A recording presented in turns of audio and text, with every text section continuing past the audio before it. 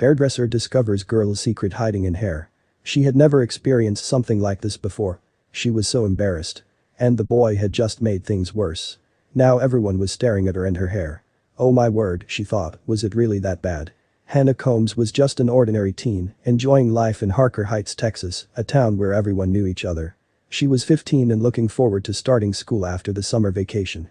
Other kids had cautioned her that high school could be tough and that her school in particular had a culture of bullying freshmen.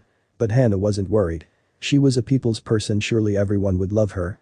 All summer long, Hannah had been dreaming about her first romantic encounter with a boy. She couldn't wait for that magical first kiss. But she knew how teen boys could be. They could think she's too plain or nerdy or find something to poke fun at. Just a week ago, one of her friends had related how a girl at her school had been mercilessly teased for having lice. However, Hannah thought she could handle anything. She wanted to do something to get the guy's attention. She thought her hair was her best feature, indeed, it was the only thing she liked about herself, if she was honest. After binging on old Marilyn Monroe movies during the summer, Hannah decided to get blonde highlights. The hairstylist seemed to agree it was a great idea. She even gave Hannah some tips on keeping her locks healthy and advice for dealing with a recent super lice outbreak. In the week before school would begin, Hannah kept admiring her hair in the mirror and she felt awesome. Even her best friend Betsy said she looked amazing. The boys wouldn't know what hit them. She spent the whole week getting her outfits ready, checking which clothes would best set off her new hair color. Nothing was going to spoil the first days of her freshman year. 2 weeks went by without a hitch, but also without any attention from the guys. There was just no excitement to write home about. Hannah and Betsy walked up and down the corridors during break time, scoping out any hopefuls. It was probably too early to expect something to happen, she thought. The two girls were standing and chatting outside the school one day when suddenly some rat-faced boy came up behind them and completely messed up Hannah's hair. "You, gross," he shouted and laughed out loud. "Bet you think you look great now, loser. What had that been all about? Who would do something like that? Why had the guy been so mean?" Hannah tried to hold back the tears, but soon it just hurt too much. By then, everyone around them were beginning to stare and point at Hannah. Was her hair that bad? She'd made such an effort to make it beautiful, and now this. She asked Betsy to have a look. "You'll have to go to the school nurse now." Hannah thought her scalp was beginning to feel strange, so she agreed to see the nurse. On the way there, Betsy kept telling her not to touch her hair. Why was this happening? As Hannah entered the nurse's office, she was taken aback at the nurse's reaction. "Come here, darling. Just sit down.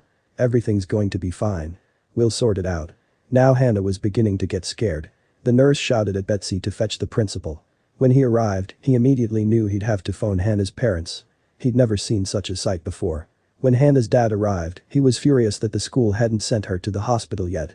Her scalp felt like it was crawling with millions of little creatures, all biting painfully at her flesh. She couldn't stop crying.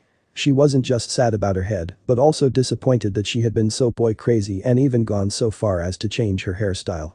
She should have known how immature and mean the boys her age were. She was so embarrassed.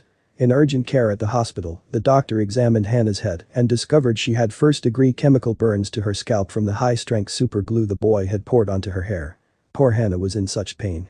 Her new hairdo was ruined and she had saved up so long for it. Now she probably had to cut it all off. Thanks to an idiot teenage boy who thought bullying was funny. She would get revenge. Hannah had a portion of her head shaved. She couldn't believe she'd had to lose a favorite part of her gorgeous hair. But she resolved to make the best of the situation. When her scalp had healed enough, she dyed it red. Not only did she love the color, but she also wanted it to represent the deep anger she felt. She was still planning to make that bully pay. Hannah wasn't going to do it for herself. She wanted to take a stand for every kid out there who had experienced bullying. Bullies shouldn't be getting away with their actions. Her mother supported her all the way. They started a Facebook community called Justice for Hannah to draw attention to the scourge of bullying. For too long it had been a problem at schools and they were going to do something about it. Hannah began sharing pictures and details of her ordeal. She also revealed that nothing had been done by the school to hold the bully accountable. Over the coming days and weeks, support poured in. Through the Facebook page, she was also able to get enough followers to sign a petition to get the school authorities to make the bully apologize publicly for what he had done. It also called for his suspension and compensation for Hannah's hospital bills. In front of the entire school and parent body, the boy was made to apologize to Hannah.